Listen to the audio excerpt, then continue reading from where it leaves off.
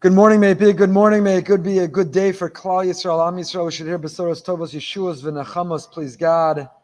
A day in which the hostages are all returned home, all of them, in which our soldiers can go home after a sweeping victory, please God. I want to thank our Parsha series sponsors for the year, Becky and Avi Katz and family, in memory of David Grossman, Becky's father. Our learning is Le'iloi Nishmas, David Ben Menachem Manish. We're very grateful to the Katz family. Also this morning, sponsored by Golda Sadowski in honor of Rabbi Yehuda Leib and Doris Kurtzer, our dear friends, Rabbi and Mrs. Kurtzer, her dear aunt and uncle, should be well, and it is great to have them back. We are on Parshas Vayeitze, page 144, Art Scroll, Stone Chumash, and the book of Bereshis continues to unfold.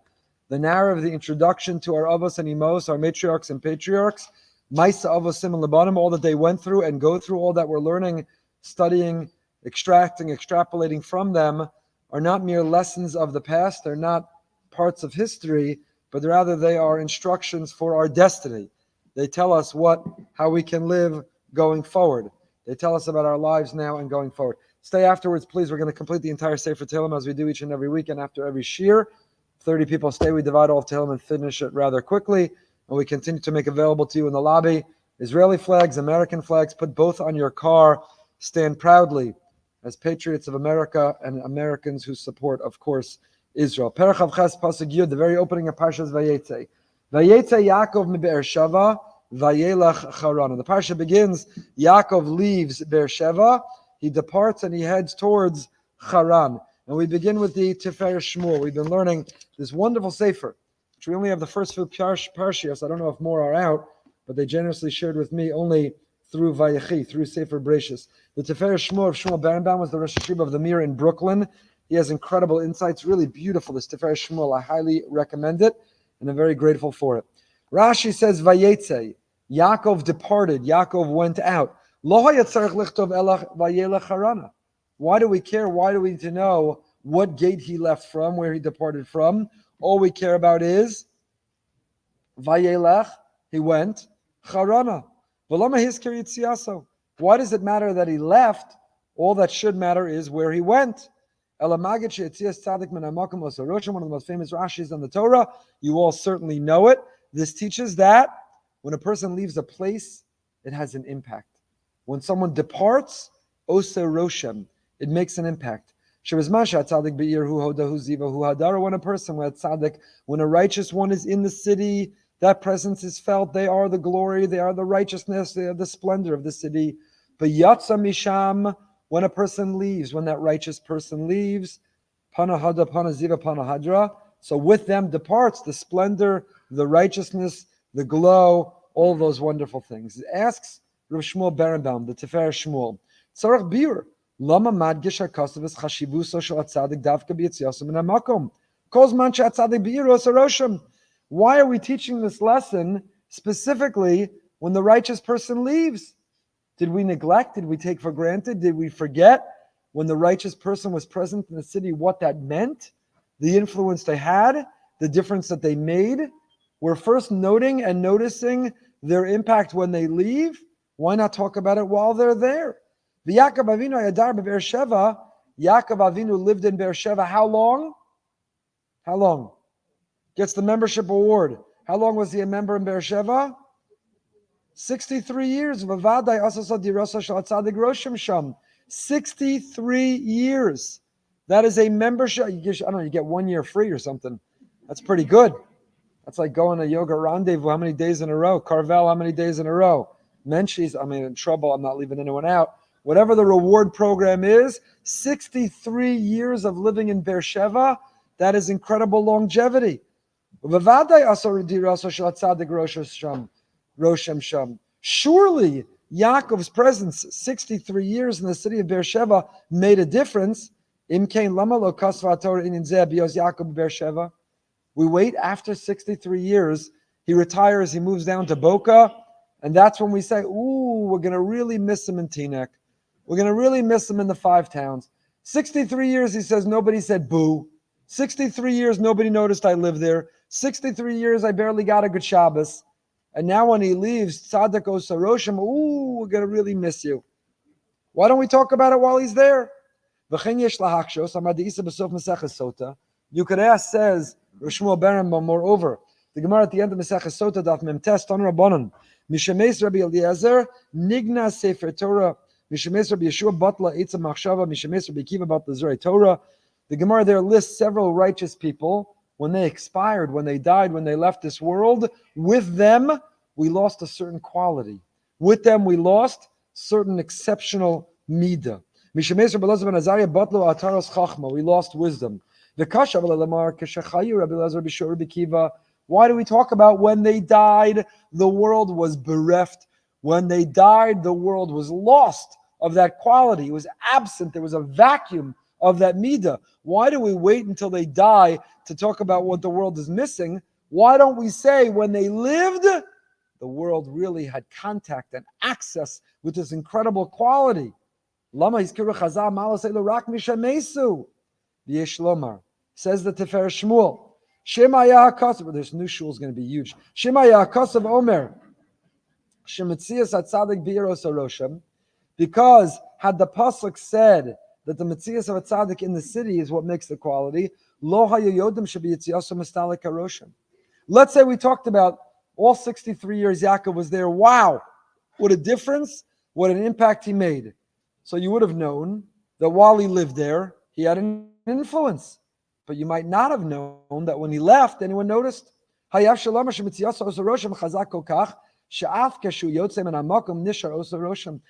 have come to the other conclusion. That righteous person, their righteousness was so potent, so powerful, so strong, that even long after they left, it could still be felt. I wouldn't have known that once they left, it was gone, it was absent.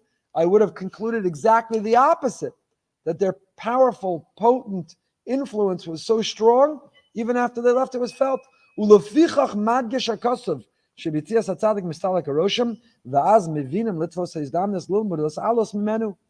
the Torah trying to tell us?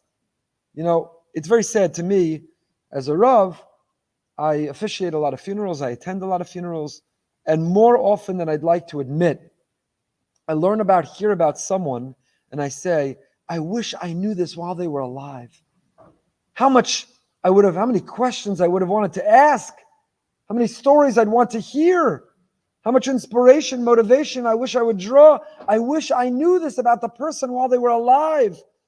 It's only when we know that they're going to leave, we lose the access and the opportunity. That's what makes us appreciate, take advantage while they're here. The Torah is trying to communicate. You have a tzaddik be'ir. If there are righteous men and women who live in your city, in your vicinity, if they're Holocaust survivors, whose emunah and bitachon and their capacity to endure, their resilience to rebuild, take advantage of every moment. Because don't ever think that the roshem, that the impact, the influence that they make is so strong that you can always get it later. Even after they're gone, you'll continue to draw from it. Know that when a tzaddik leaves, either they leave because they've moved and migrated, or they leave because we've lost them. Know that we've lost their influence. Once they leave, then everyone says, ooh, we really miss them. Ooh, something's missing. Ooh, something's absent. Oh, I wish. Why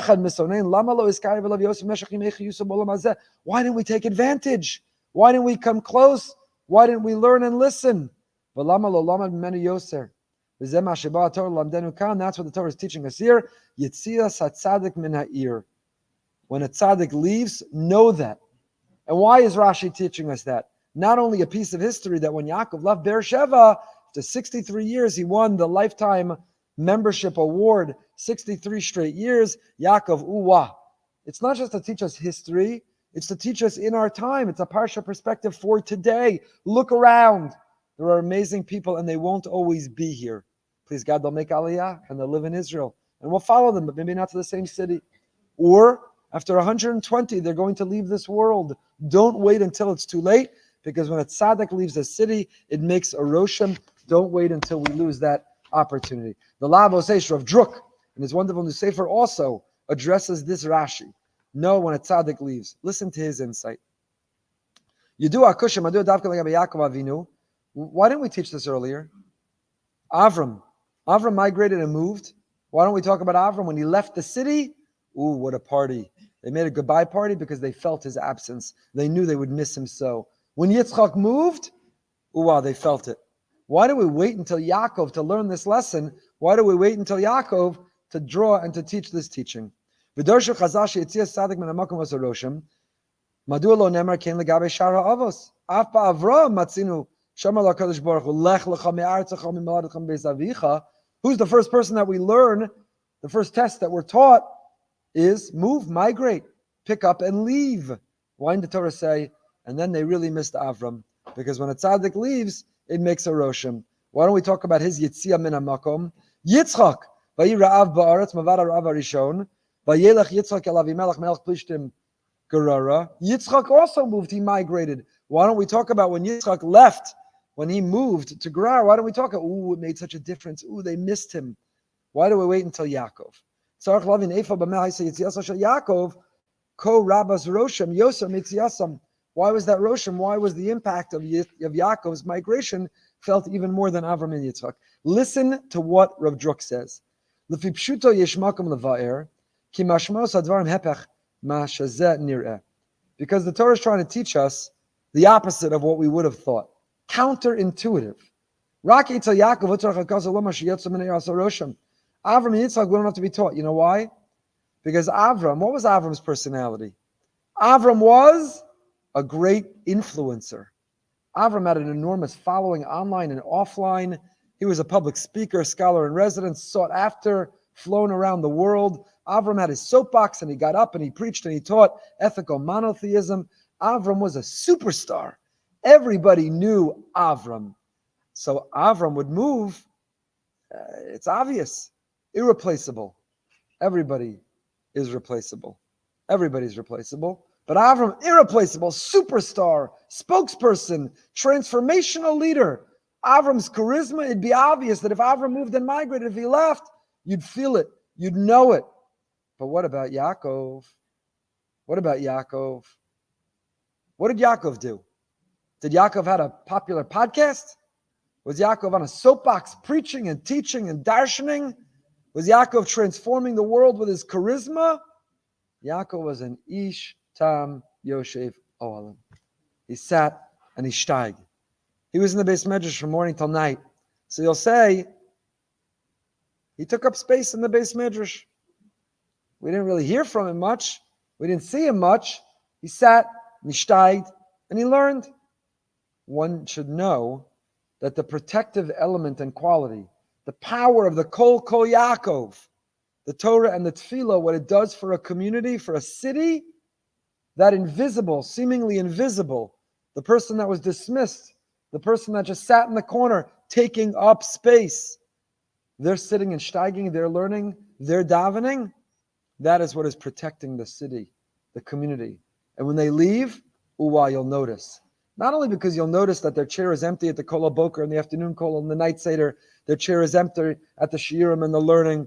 Not just because you'll notice their chair is empty and you're missing that person, their Kol Torah, their contribution to the symphony of Torah, but because metaphysically, the impact that they made through the righteousness that they had. So Avram left. It's obvious that when he left, you'd feel it. But Yaakov, one might have thought, this meek, quiet, modest, soft-spoken masmid, who's going to really notice? The answer is the community will notice when they see, when they feel that he's no longer there. Retroactively. Both in Nosav Yesh Lebar, then Rav Druck offers another interpretation. Idation is Dakek Heitev Lashon Chazal Shamru Mikant Sheitzias Tzadik Min Hamakom Osa Rosham. From here we learn that when a righteous person leaves, it makes a rosham. Shedavka Kasher Tzadik Yotze Ben Ha'ir Az Nasa Rosham Be'ir V'Nika Shenechza Ben Ha'ir Hoda Ziva V'Hadara. Ach Kasher HaYitzadik Be'ir Lo Higishu Adayin Kulam Es Hoda Ziva V'Hadara. So what it means is that when the righteous person's in the city, sometimes we fail to realize and recognize and appreciate just what kind of impact they're making. We think they're modest and soft-spoken. We don't feel their charisma, their leadership. Their name is not listed for their monumental contribution and donation. They're just sitting in the corner, steiging, learning. Their righteousness, they're just davening. They come a little earlier. They stay a little bit later. They say a little more tehillim. They just walk around with their tzidkus, and we don't even realize. Hadra, Hoda, Ziva, we don't even realize the glory, the splendor, the impact that it makes.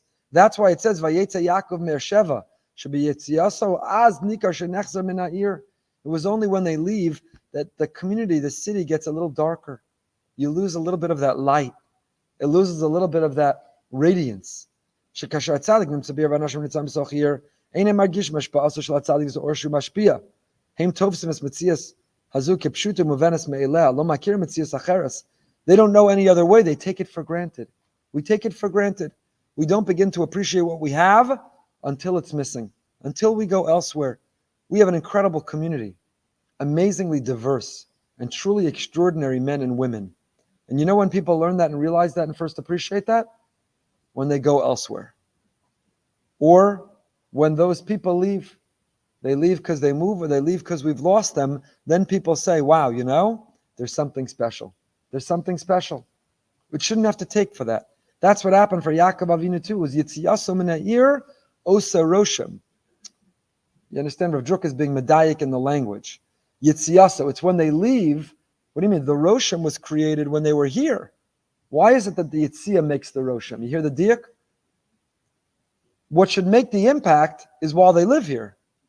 Not when they leave, it makes an impact. It's when they leave, only now does it make an impact how impactful they were. All along they were making an impact, but nobody noticed. We took it for granted. It was simply a given. It's only when they leave that now it makes an impact of just how impactful they were. And that's why the language is Yitziyasa min ha'ir osa roshem. The roshem it makes is just how impactful they were. Rav Druck goes on a little bit more, but we're going to move on. We're going to get past the first pasuk this week. New commitment. Yes. Perchav Ches pasuk Yud, second pasuk of our Parsha. So Yaakov left. He left the city. We're not just taught Vayelech Harana. We're not just given his destination. We're also given his departure. Vayifka b'makom vayelon sham ki v'hashemesh, and he encounters the place and he rests his head because the sun had set. He takes the stones of the city, of this place. He puts it under his weary head. And he chaps a drimmel. He takes a shluf. He puts his head down. It's time for a nap. It's time for a nap. What is this makom? What's he doing? He's taking a nap. Uwa. When we think of our most righteous people, we think they never sleep. When we learn about Reb Chaim's schedule and Rav Yashiv's schedule and this one's schedule and the other righteous person's schedule, what are we taught? What do the biographies say? Superhuman. They never slept. We're introduced to Yaakov, and what's our introduction? Vayishka b'makom hahu, vayalan sham. He says, I got a chavrusa with the shlufta Rebbe. I got a chavrusa with my pillow, with the shiniver.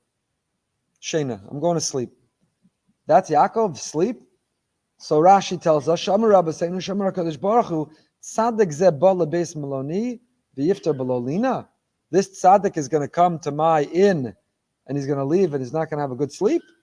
That's considered inhospitable. Yesh les balei kan, ask the Tefer Shmuel of Birnbaum. Kadosh Baruch Hu shines kol teva olam. Now the sun, was it set to set? Was it scheduled to set? It set early. God interfered with nature because he wanted Yaakov to go to sleep. Lavdil. You take the daytime flight to Israel. 1 o'clock LL, Miami, Tel Aviv. It's a rough flight. Why is it a rough flight? Because you fly from 1 o'clock and you land at 1 a.m. and you land right when you'd be going to sleep, except that it's 7 o'clock in the morning and you're supposed to be starting your day. It's a rough. I'm not asking anyone to have pity on anyone who gets to go on that flight. I'm just saying it's a rough schedule. So what do? What do they do? It's remarkable, the new airplanes.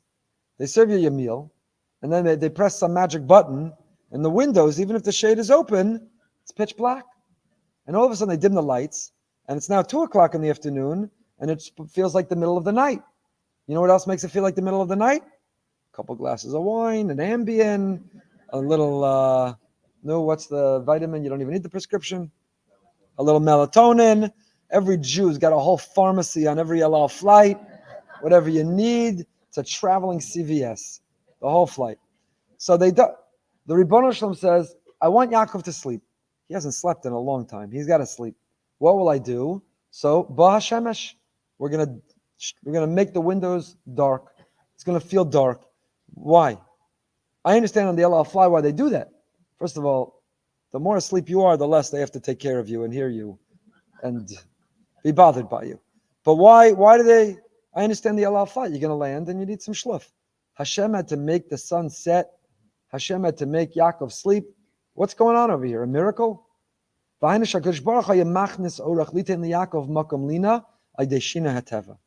know what Hashem was modeling for us? What kind of hospitality, what kind of host he was. Rashi quotes this Chazal. Rashi, it's later on Pasuk Yud Zayin, but Rashi says, Kodesh Baruch Hu says, Yaakov's visiting in my house. Yaakov's under my care. And I'm not going to make a nice bed for him. I'm not going to have the window shades for him. I'm not going to set the thermostat for him. I'm not going to have the machine with the white noise for him. I'm not going to create the environment as perfect as I can for him to shluff. That's what Hashem does a miracle for? Yes.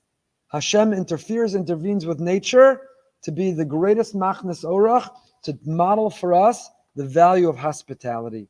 That's what the Gemara in Sota Yevdal tells us.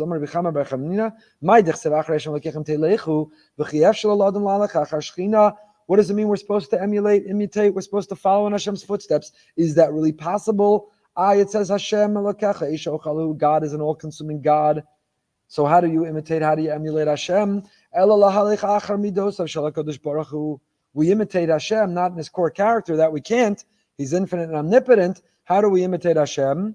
By following His behavior. Hashem clothes the naked, clothe the naked. He visits the sick, visit the sick. He comforts the mourner, comfort the mourner. And similarly learn here, says Rebbe Birnbaum,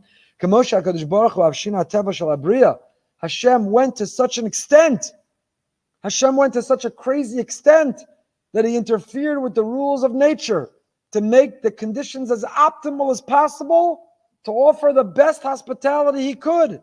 Why did He do that? So that you and I will follow those footsteps. Put in the effort. Make the conditions in your home as optimal as possible. Find out the dietary restrictions of your guests. Make them their favorite foods. Put the snacks in their room. Leave the extra water bottle. Leave your comfort zone and set the thermostat to their liking, even though it'll cost you a few more shekel with FP&L. If HaKadosh Baruch Hu changed the rules of nature to model that what does Hachnasas Orchim demand? Not be grateful I gave you a room. Be grateful I gave you a meal. Get what you get and you don't get upset. Kadosh Baruch Hu didn't say that. He said, you're under my care? Ooh, I'm going to make it dark. I'm going to do the blackout shades. I've wondered, how come nobody brought trisim to America? Why didn't nobody bring trisim? You know, in Israel, the trisim, the little rope, and now it's electric, fancy schmancy. But the rope that you lower the trisim, they black out. Shabbos morning, you wake up, it's 11 o'clock in the morning, you thought it was the middle of the night, you missed all the shul because it was pitch black in the... How come no one brought trisim to America? I'm giving you the business, 10% back to the shul. Get trisim to be hurricane approved, bring him to America, to Florida, Texas, the Panhandle. I'm giving it to you. I don't have time, I don't have the head. Your business, 10% back to the shul. Kodesh Baruch Hu says, I made it optimal conditions. That's what Achnasas Orchim means. He did that to teach us. That's what it has to mean for us as well. Rashi continues. Vayikach me'avnei hamakom. Yaakov took from the stones of the place and he put them around his head. A son came in, Marzev Saviv L'Rosho. Shirim ne'achayas ros. Why did he put it around his head? As a little boundary, a little barrier, a little protection. In case the wild animals would come in the middle of the night, Yaakov would be A-okay. Why? Because he put some stones around his head. What happened with these stones, with these rocks? They started to fight with one another. This one said, I want him to put his head on me. This one said, it's not fair, I want him to put his head on me. And they were arguing and debating and fighting and vying which one would be the one that the great Yaakov would rest his head on. Kadosh Baruch Hu didn't say, what in the world is the matter with you? First of all, stones don't talk. Stones don't have feelings. He didn't say, what's the matter with you? What are you fighting about? You get what you get and you don't get upset. Whoever gets the luck of the draw, whoever has the mazel that Yaakov puts his head on them, The rest of you be quiet. Shashtil. He doesn't say that. What did Hashem do? Miyad asa nakadosh baruch hu even achas. Immediately Hashem combined them and integrated them into one stone. And that's why it says he took the stone. It began. Where did Rashi get this from? How did Chazal know this? They were bothered by a question that you've been fast asleep to. What was the question? The pasuk begins, Vayikach me avnei. Avnei is Lashon Rabim, plural. And then it ends by saying, Vayikach esa. So which is it? Did he take the plural stones? Or ha'evan, the one singular stone? Elamai, they concluded, began as several stones. They had this fight, this wrestling match. Hashem combined them into one. And then there was one. Says the Tifer Shmuel, what was Yaakov thinking? An animal, a wild animal is going to come attack him. I have no idea what wild animal he was worried about. A hyena, a rhinoceros, a lion, a tiger, a cheetah. I have no idea what he was worried about. A lizard, an iguana. Whatever he was worried about, the little 3-inch stone was not going to protect him. What was going on? What exactly was Yaakov thinking? Did that ever bother you? We've all learned this Rashi our whole lives. But we don't stop to ask, what exactly is Yaakov thinking? How is this going to protect him? First of all, why did he only put it around his head? What about the rest of his body? His legs, his arms, he was willing to give up? His heart, his lungs, his liver, he was willing to give up? Why only around his head? Says Shmuel Birnbaum,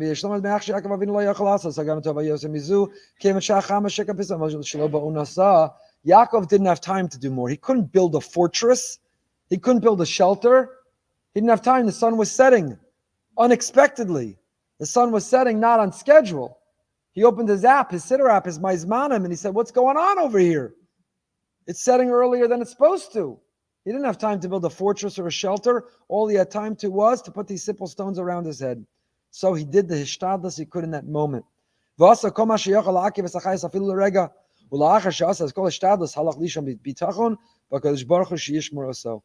Shmuel Birnbaum, there's a powerful lesson to be learned here. And what is that lesson? In life, sometimes all we can do is our hishtadlus. In this moment, maybe more is demanded of us. Maybe we would be better and smarter to do more, but we can't. We don't have the energy, we don't have the time, we don't have the resources. This is what we can do. This is the hishtadlus. This is the initiative we can take. And what Hashem wants us to do and feel is, once we take our initiative, once we do our part, we let go and let God. So you look and you say, it's silly. A bunch of stones around his head. But Yaakov didn't feel that was silly. Yaakov said, if Hashem wants wild animals to harm me, they can harm me even if I build a fortress. If he wants to protect me, he'll protect me even if I have nothing. So why bother with these stones? Because the lesson in life is that you have to do hishtadlus. I'm in the middle of my article for this week about this. Should we sit back and learn and say Tehillim and tell the army, what are you doing? Come back to yeshiva. Tell the Hesder boys, put down your gun and go learn.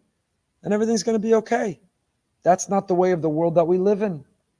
That was not the way of the world. When Yaakov confronts Esav, he prepares in 3 ways: for war, diplomacy, and tefillah. Throughout Tanakh, David HaMelech is a warrior with an army. And David HaMelech has generals. And Tanakh is filled with Jewish kings. They don't say, put down the weapon, go learn. Don't go to the doctor, sit and say Tehillim.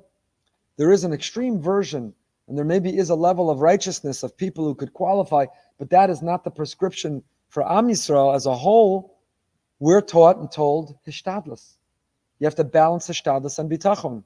So, anyone who thinks, close the Tehillim, why bother? We've got the greatest army, the most unparalleled IDF, military superiority, their resolve, their tenacity, their resilience. They are absolutely incredible. So, close the Sefer, close the Tehillim. We've got the incredible army, is wrong. That is not what we believe. We believe that it is Hashem. When a person's in surgery, we daven that the surgeon is successful. We daven who is the one who will guide his hand? Hashem. So we don't say, I got the best surgeon. I got the best doctor. I flew to the best hospital. I got the doctor you can never get into. Everybody knows the Jackie Mason Olav Shalom routine. My doctor is so good, nobody could ever see him. He's impossible. You can't get in. Everybody knows. What do? You go to the best doctor on the planet, and then you go to the waiting room during the surgery, and you pour out your heart in the Tehillim. And it is the combination of the doctor's expertise, of the doctor's years of experience, of the doctor's qualifications, being guided by the Ribono Shel Olam and our tefillah. It's that combination that brings the result. And has anyone ever said, never say thank you to the doctor? Because if you thank the doctor, you might mistakenly believe that it's the doctor who saved rather than Hashem. That's not our hashkafa. Our hashkafa is hakaras hatov. You say thank you to the doctor, because harbe shluchim lamakom. Hashem chose that doctor to bring that healing. We have to daven for and endlessly thank our precious soldiers who put their lives on the line and who are the shluchim of Hashem. We are in awe and we have endless gratitude and we will forever be in debt to them. And there's not a contradiction between this hashkafa. I have a lot more to say if I ever get to this article for it. That's always been our way. To indeed never fear putting our soldiers on a pedestal, never fear being grateful toward them, while at the same time recognizing who guides their hand, who brings their success, who protects our people. It's Hashem. You know who knows that best? The soldiers. That's why they're putting on those tzitzis and asking for those tefillin and singing and dancing to Al Tira Yisrael, Ein Lanu Al Milihi Sha'ein, Anachnu B'nei Ma'amin and B'nei Ma'amin. You think those soldiers don't know it? They're the ones teaching it to us. Follow their example, lean in and ride their emunah. It's absolutely extraordinary. And that is this combination. And you see it in our Parsha. Why am I bringing this up now? Because hopefully this will help me write the article if I speak it out, giving you the little preview. But because that's what the Tiferes Shmuel is saying. It doesn't say, Yaakov said, I'm just going to lie here, let the hyenas and the lions and the iguanas come. Hashem wants to protect me, he'll protect me. What does Yaakov Avinu say? We believe in something called hishtadlus. We believe in something called initiative. I got to go to the doctor. I've got to get ceramic vests. I've got to have soldiers on the front. I've got to put rocks around my head. If it's cold out, I got to put on a coat. I want to know. I'm not going to say anything specific. To the people who are endorsing this amunah that we don't need, do they get in the car and not put on a seatbelt? Put on a seatbelt. Why? If Hashem wants you to live, you'll live without needing a seatbelt. Is putting on a seatbelt a lack of amunah and bitachon? Is there something wrong with wearing a seatbelt? There's something wrong with not wearing a seatbelt. Because Hashem says, I invented the seatbelt. I taught you the ingenuity. I gave someone who's very wealthy right now the idea of the seatbelt. And use it and wear it, because that's the shtadlus you have to have. Writes the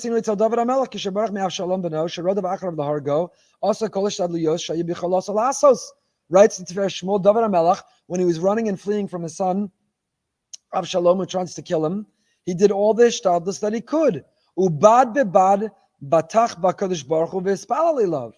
And simultaneously, in parallel, at the exact same time, it has never been a contradiction. It has never been a source of confusion. It has always been a Jewish way to do our hishtadlus and to have our bitachon. And the two complement and the two go hand in hand. Mizmor leDavid bevarchom ibnei Avshalom beno. V'ata Hashem magen ba'adi, kvodi u'merim roshi, ani shachavti va'ishan ha'kitzosi ki Hashem yismacheni. And David HaMelech wrote a whole kapitel to him about it.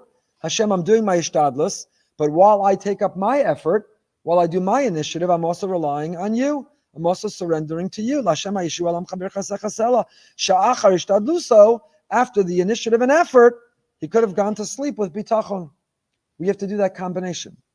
I take my initiative and my effort, and then I don't worry or panic. If I worry or panic, I don't really believe in Hashem. I put all my faith in my effort. So I have to put my faith in I have to take my effort, and then I have to put my faith in Hashem. And it's that combination, which is the winning combination. It always was. It's what Yaakov Avinu is exhibiting now with the rocks around his head. It's what David HaMelech exhibited when he ran away. It's what Am Yisrael are exhibiting right now. Our precious soldiers who are prepared and are fighting a war on our behalf. They're taking their initiative while simultaneously putting on their tzitzis and learning the daf yomi in the tank and wearing the tefillin and singing Al Tira Yisrael, because Anachnu Ma'aminim B'nei Ma'aminim. This is what we always have and what we always will believe. We are not worried or confused by it whatsoever. The Laboseish, back to Reb Druck. Back to a piece by Reb Druck. Rashi also tells us, a new question this year I never thought of. It's an amazing thing about the Parsha. Every year you could read it, and every year you say, I learned that 1 billion times, but I never thought of that question. I never thought of that answer, that insight. The rocks were all arguing. Each one said, what? I want the Tzadik to rest on me. So Hashem combined them all so that I would resolve the argument. How'd that resolve the argument? Yaakov's head didn't get any bigger. Yaakov's head was the same size, and it would still only fit on whichever piece of this now combined rock would be under his head. How'd you resolve the fight? How'd it resolve the argument? It's a great question. Never thought of it before. Lo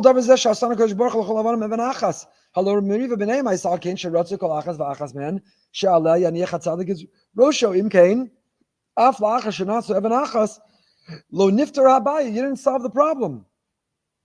Yaakov's head's the same size. So whichever rock will have him resting on it will still be the only rock. So the fact that you combined all the rocks into one, what did that solve? A gewaltige kasha. Listen to what Rav Druck answers. Hatshuva pshuta. Ki kasher nasu kol yud beis ha'avanim ke'evan achas keguf echad, shuv nechshav she'atzadik miniach es rosho al kol ha'evan. You know what was accomplished when you combined them? When rocks saw themselves as 12 separate rocks, they were competing. But when they be combined and unified, when they were united and integrated into one, I don't care that that part of me is that Yaakov's resting on. Why? Because it's all me. It's all me. When the left arm is hurt, the right arm feels the pain. When the right arm gets pleasure, the left arm is grateful. Because when you're guf echad, when you are united and integrated as one, there's no more competition. There's no more, how come you're on you, not me? When it's on you, it is on me. That's how you're one. That's how it's one. And that's how Achdus works. Because you understand, this is not some silly cheder, gan, kindergarten idea. There were 12 rocks, they were arguing, and Hashem made them one. What was this medrash really all about? What's it telling and teaching us? 20-something years ago, when I was privileged to be installed as the rabbi of the Boca Raton Synagogue, great honor and privilege of my life, I gave a drush, it was Parsha's Vayeitze, and I spoke about this medrash. And what did I say? Which is essentially the theme and motto of our community. What Yaakov was dreaming was, what am I going to do? I'm going to have 12 sons, and they're going to be competing and comparing and fighting and arguing. Each one is going to think it has the monopoly on the truth. It's my hashkaf, it's my derech, it's my nusach, it's my minyan, it's my way. And HaKadosh Baruch Hu showed him, no, the answer is combine them into one. Don't have 12 breakaway shuls, 12 dinners, 12 boards of director, 12 fundraisers, 12 separate shuls. Have one shul on one campus, 12 minyanim.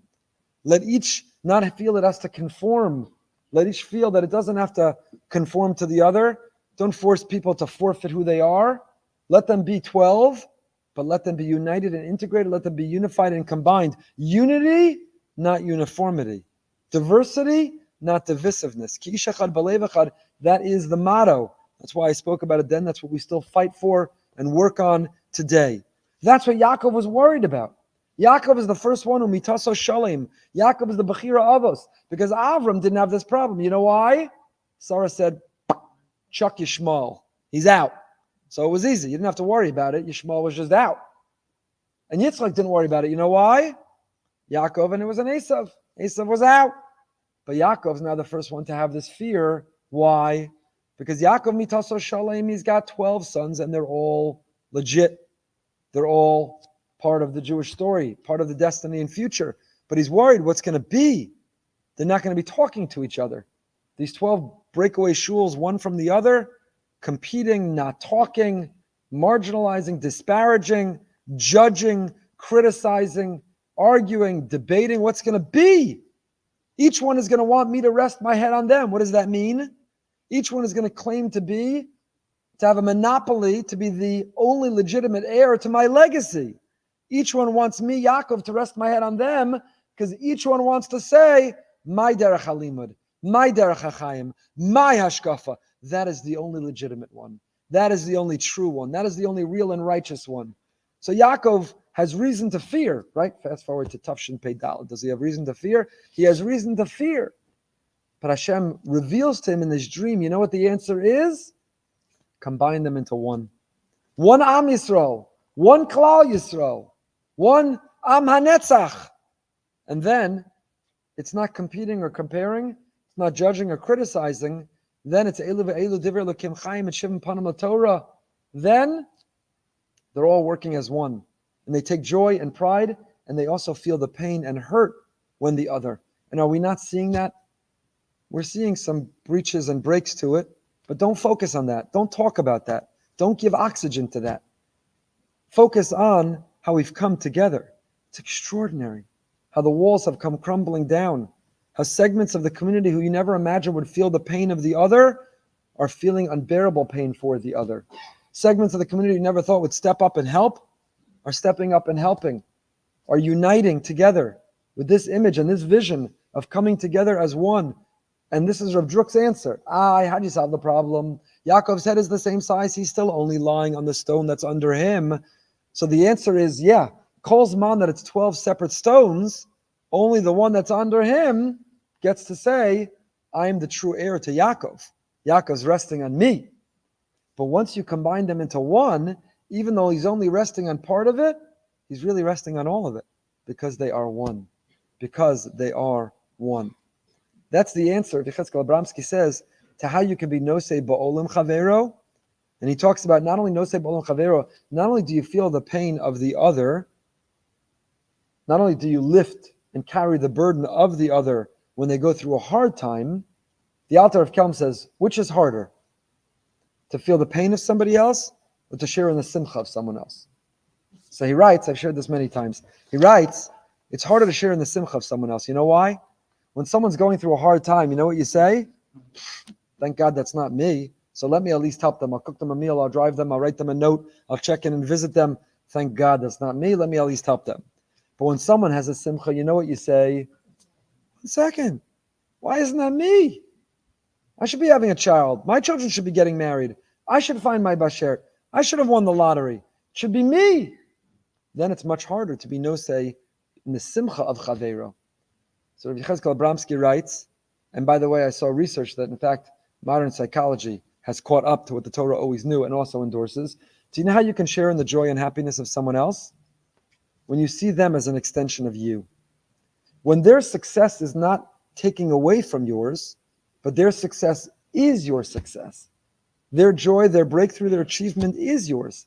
That's why the Gemara says, Bakol Adam Makana, everybody competes and gets jealous of others. Chutz mi beno v'talmido. Your children and your students you don't compete with. If your child makes more money than you, you say, that's great. They know more Torah than you, that's fantastic. They have more friends, they're more popular than you, that's amazing. It's a really unhealthy person who is competing with their children. Why? Why is it that healthy people don't feel any competition with their own children? Because children are an extension of them. Their success, their happiness, it's all them. I would argue the same thing is true in marriage. I've seen marriages where there's a competition, the husband and wife. Who is more acclaimed? Who's more appreciated? Who has more success? That's revealing a crack in that marriage. But if it's really b'hayu l'basar echad, a marriage in which you really come together, nothing makes you happier than your spouse's success, than people who praise them, than their achievement and accomplishment, because you're an extension of one another. And that's what the Parsha is teaching. That's what Yaakov Avinu was learning before he sets out, right? We're at the point of the Parsha, Yaakov didn't get married yet. He didn't start having these 12 children yet. Before he begins that process, Hashem is already revealing to him in this dream that don't let them compete. Combine them. When they are one, then they will take pride in each other's success. The Tzadik is lying on that piece of our rock? No. We're one now. So if he's lying on you, he's lying on me. It's all of our combined success. We're all together. We're all as one. We're all as one. It goes on, Rav Druck is much more on this, but I want to go weiter and see more. The Amaros Taharos, our first Amaros Taharos of the day, the Rachmastrivka. And he says the following. Because the pasuk continues, Vayifka b'makom ahu. What is this makom? I didn't tell you I'd get that much further past the first pasuk. I just said past the first pasuk. What is Vayifka b'makom? What is Vayifka b'makom? What's the makom? Where is he? Yaakov encountered the place. Which place? Could you be more generic, more ambiguous, more mysterious? What is b'makom? What is this place that Yaakov encountered? So the Sefer Torah, he quotes the Amar Staros, quotes the Torah Yitzchak. Vayifka b'makom lo nemar be'ezah makom hayazeh u'mevar deve'esahu ra Yaakov Avinu es churban ha'beis hamikdash. In that moment, Yaakov Avinu was anticipating. He saw that there would be a churban, there would be a destruction of the Batei Mikdash, v'chol hadalad galios, and there would be 4 exiles that the Jewish people would live through. It would not be smooth sailing. It wasn't going to be all good times, geschmack to be a yid. Yaakov Avinu, at the beginning of this Jewish journey, already prophesied, he anticipated, and he saw that we're going to go through hard times. There will be 4 exiles. There would be a period of destructions. There will be the war of Tafshin, Pei Beis, Pei Dalid. There'll be incredible anguish and grief. 62 soldiers, 240 hostages, 1,200 murders. And Yaakov was paralyzed, debilitated. In all of that pain, he couldn't pray. He couldn't daven.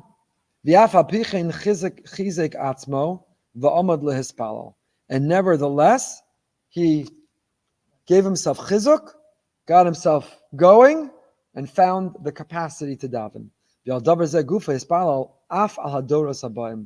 what was his tefillah? What was his tefillah, Yaakov?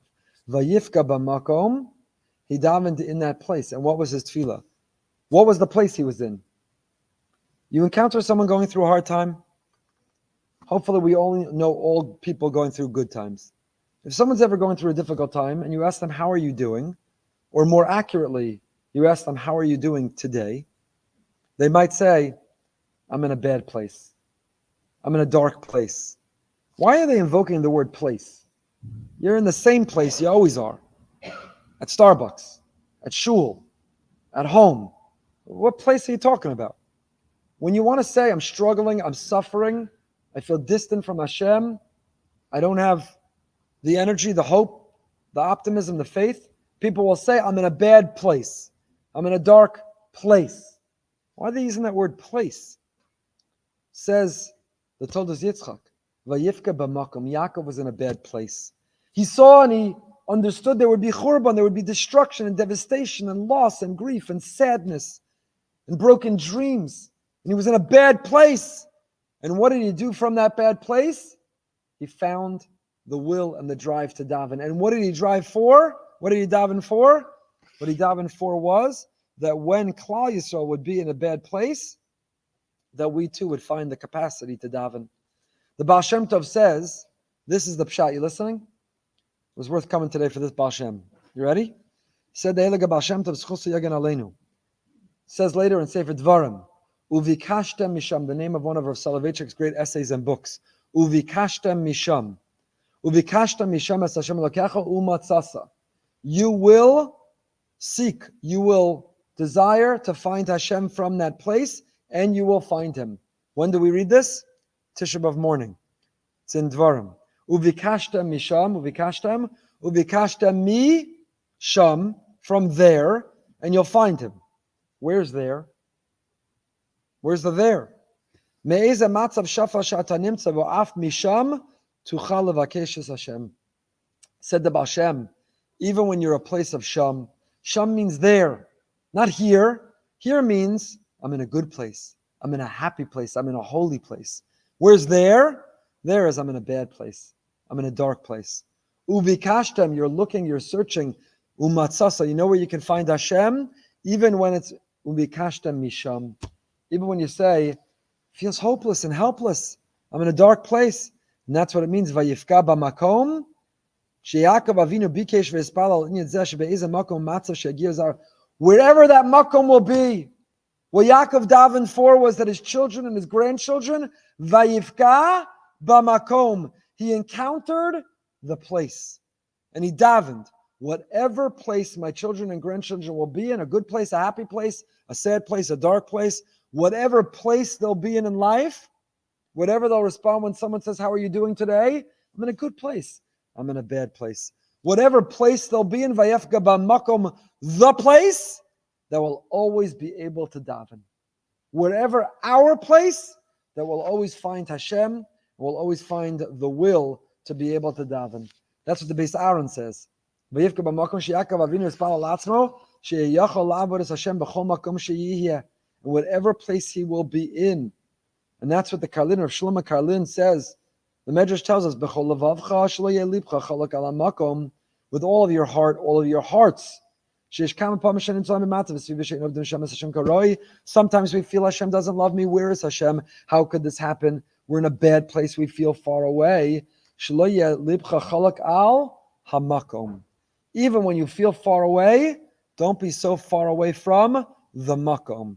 Vayifke b'makom. We spoke about this, I think, last week or a few weeks ago. We could add this to our list of Hamakom Yanachim Eschem. Baruch Hamakom Baruch Hu. When we see the word Hamakom, Vayifka b'makom. Whenever we use the name of Hashem Makom, what are we referring to? Makom means, the Makom is talking about when we are in a bad place, far away from Hashem place. Rav Soloveitchik also speaks about this. Says the Rav. Soloveitchik also deals with Vayifka b'makom. The paradigmatic figure who found Hashem despite his transcendence is the prophet Yechezkel. Yechezkel's prophetic revelation took place not in the Beis HaMikdash nor in the land of Israel. Rather, this is the word that the Rav used, where did Yechezkel's prophetic revelation take place? In a concentration camp in the midst of the bitter Babylonian exile. Where? Al Naros Bavel, Sham Yashavnu Gam Bachinu. Yet, despite the fact that it was a time of acute Hester Panim, the heavens opened up and Yechezkel saw the vision of Hashem. When Yechezkel declared, Baruch Kvod Hashem Mimkomo, Baruch Kvod Hashem Mimkomo, what we say in our davening, comes from Yechezkel. Blessed is the glory of Hashem. What word does he use, Yechezkel? Mimkomo. He was referring to the huge distance between Hashem and his people.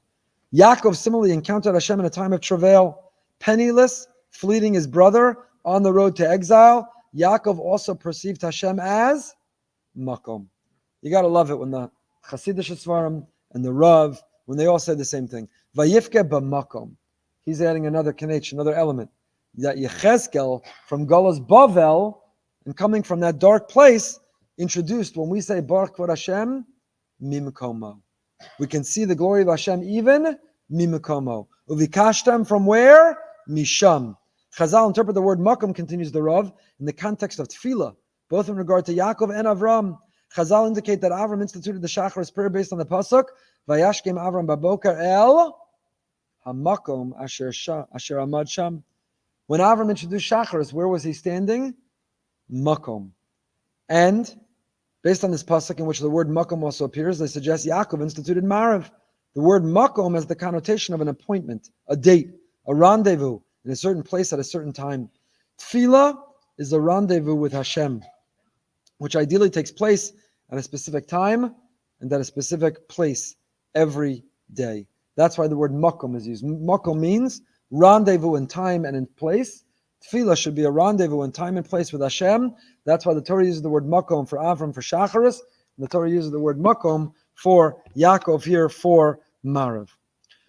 He's Rosh Magia Shamaima, Pasuk Yud Beis, third pasuk. Vayachalom, he has a dream. There's a ladder that's standing on the ground, but it's facing the heavens. And the angels are going up and going down. We all know the angels are going in the wrong direction. What is the image of this ladder? So two ideas of the Amaros Tahoros, and then one idea from Rav Sternbuch, which will round us out and cover the first tenth of what I wanted to share with you. So what does it mean that this ladder was rooted on the ground but stretched up to the heavens? So the Panim Yafos, the Amaros Tahoros quotes, teaches us, what does it mean to be rooted on the ground? Arza, Klomar Kvia Erech Shada Margeshu Bechina Sulamutz of Arza, Bi Anava Veshiflos, Rosha Magia Shamaima. The more rooted you are on the ground. What does it mean to be rooted in the ground? Humility. Then Rosha Magia Hashamaima. If you want to go high spiritually, you have to go low with modesty and humility. The higher you think you are, the harder it is to pierce the heavens. If you want to pierce the heavens with ruchnius, only when you're mutzav arza can you be Rosha Magia Hashamayma. Isn't that a beautiful panam yafos? If you want to experience, this is a good metric. If somebody's struggling to connect to tefillah, if they're struggling to connect to emunah, if they're struggling to connect to spirituality, the first place to check is, am I practicing enough humility and modesty? Am I struggling with arrogance and envy? Because those are the obstacles that interfere with Rosha Magia Hashamayma. When you're mutzav arza, then you could be Rosha Magia Hashamayma. But if you're not mutzav arza, if you don't have the humility, then you can't be Rosha Magia Hashamayma. You're going to struggle to ascend, to pierce the heavens, to be able to find Hashem. The second idea that Marasaros quotes about this is the Oiv Yisrael, the great Heliga Apter Rav. And the Apter Rav, Rabbi Yechezkel says the following. He says, Sulam mutzav arza, klomar shada mutzav besoch arzios v'gashmios, barosha magia shamayma, tzarech lasas hakol Hashem shamayim. We live a life that's mutzav arza. You have to live in the physical world. You have to live in the here and now. So that relates to what we were talking about before, the connection of hishtadlus and amunah, initiative with faith. You have to live mutzav arza. You have to have an army. You have to have soldiers. They have to have weapons. You have to go to the doctor. You have to go to work. You have to earn a living. You have to live in the arza. You have to be mutzav arza. You have to live in the physical world. You have to live in the here and now. But while we live there, while our ladder is rooted there, we also have to be Rosha Magia Hashamayma. We have to know what will bring success at work and in business. What will be success in the courtroom, the operating room, and the boardroom. What will be success in the battlefield? Only when it's Rosha Magia Hashamayma. It is that combination that has always been the formula of a Yid. The connection of Ishtadlus and Amunah and Bitachon. Of initiative, our effort, but our faith. And that, says the Apter Rav, is the Pshat. Mutzav Arza, but Rosha Magia Hashamayma. We have to connect all of that. What does Rav Sternbuch say? Rav Sternbuch says the following. Nimtza Sulam, Rashi tells us, this Sulam, where was it? Raglav, the feet of the ladder were in Beersheva. The Rosh, or the head of the ladder, was in Beit El.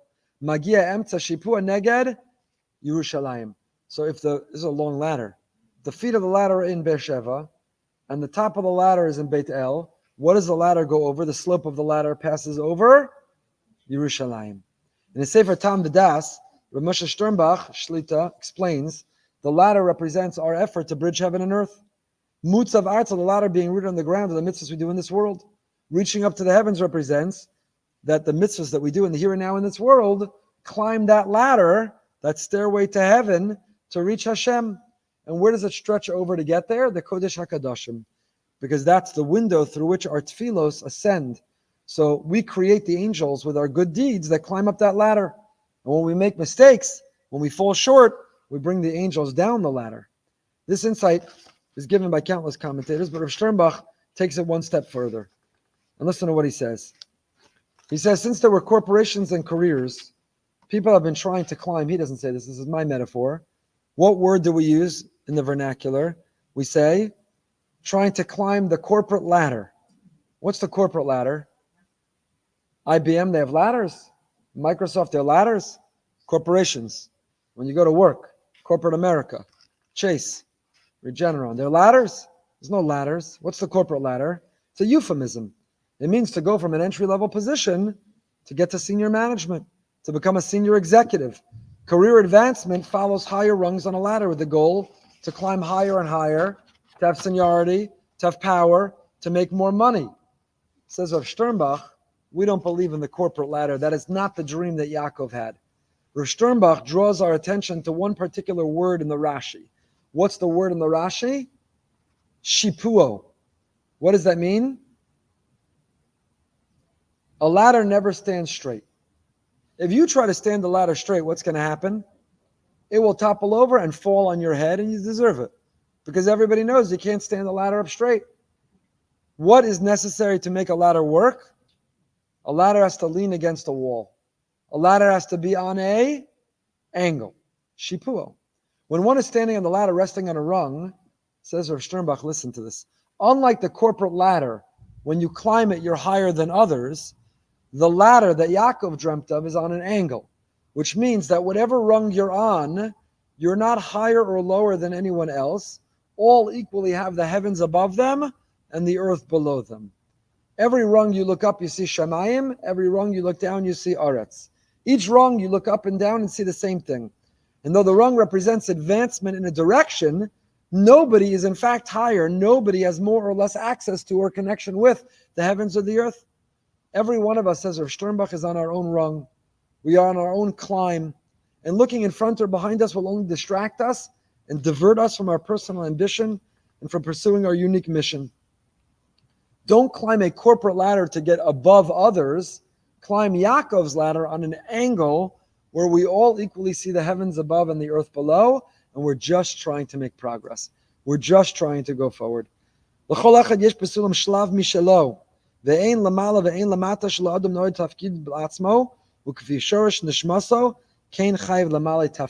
have a different job. We each start out at a different rung on the ladder. We each climbing in the same direction, but we start on a different rung.